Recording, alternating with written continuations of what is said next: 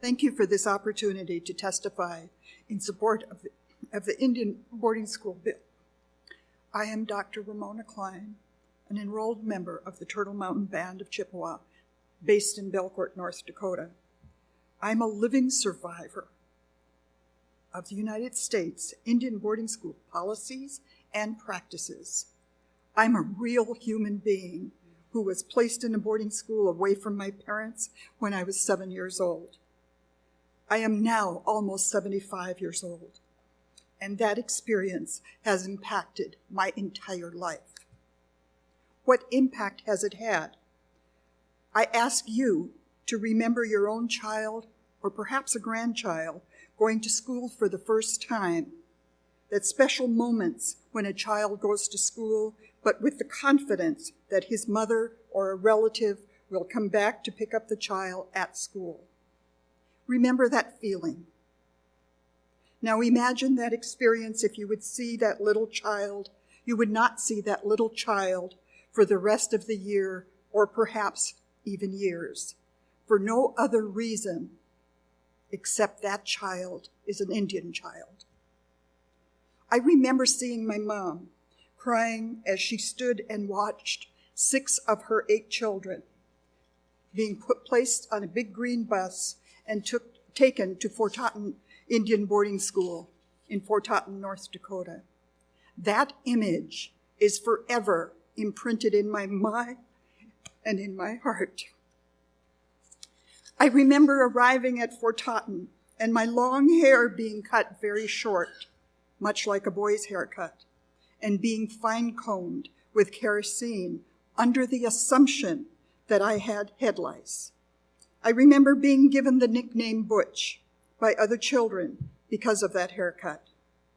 I remember being scrubbed regularly with dirty brown soap and my skin becoming dry and chapped. I remember that they used a stiff brush and that soap was made with lye. I remember arriving at the dormitory, which was so big and cold, feeling so scared and alone among only strangers. I remember scratchy woolen army blankets.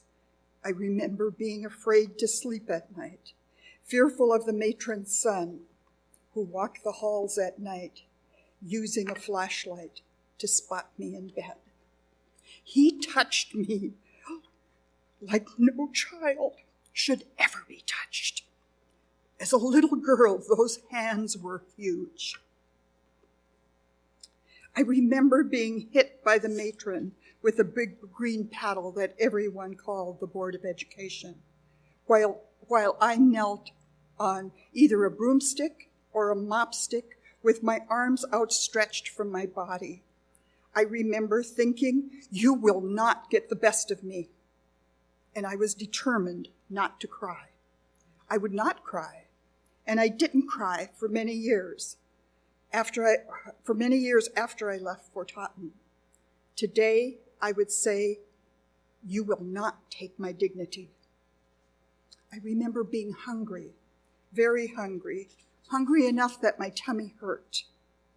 I remember looking out the cold, frosted window, saying to myself, maybe tomorrow I will see Mama and Daddy, only to wait for months for a short visit before I was made to board that big green school bus again.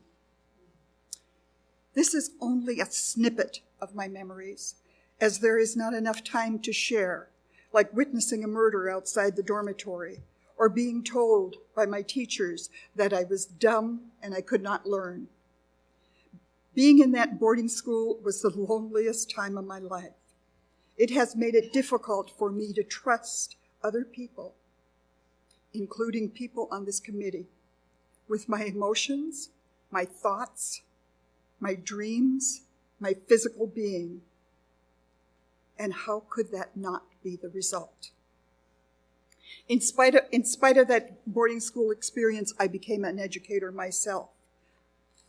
I've taught kindergartners through graduate students in public schools, private schools, and tribal colleges.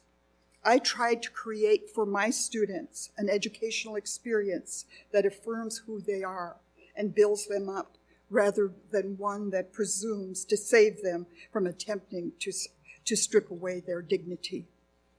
I thank you for this opportunity to tell just a little bit of my story. Thank you, Dr. Klein, for sharing your memories and the manner in which I hope you can regain our trust.